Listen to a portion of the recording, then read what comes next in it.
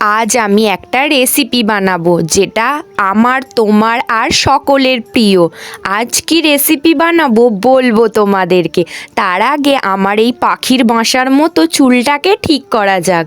তারপর গরিবের ক্যাপাচিনো খেয়ে বসে পড়লাম আনাজ কুটতে। আলু, কপি, টমেটম, লঙ্কা, আদা, রসুন কুটে নিলাম। এই যে শাকগুলো দেখতে পাচ্ছ, এই শাকগুলো আমাদের জমির শাক। আনাজ কুটতে কুটতে দেখতে পেলাম আঁচ উঠে গেছে, তাই ছুটে গিয়ে হাঁড়িটা বসিয়ে দিলাম। হাঁড়ির মধ্যে দিয়েছিলাম তেজপাতা, পাঁচফোড়ন দিয়ে জল ঢেলে দিলাম। কিছুক্ষণ পর চাল আর ডালটা ধুয়ে দিলাম, ততক্ষণ ভাতটা হতে থাক।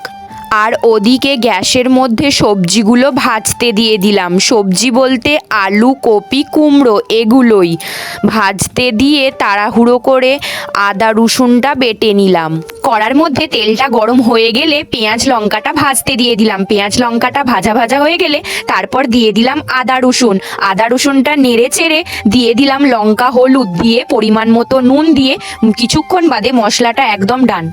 আলু, কপি ভাজাটা আর মশলাটা ফুটন্ত ভাতের মধ্যে দিয়ে দিতে হবে। কিছুক্ষণ ফোটানোর পর স্বাদ মতো নুন দিতে হবে।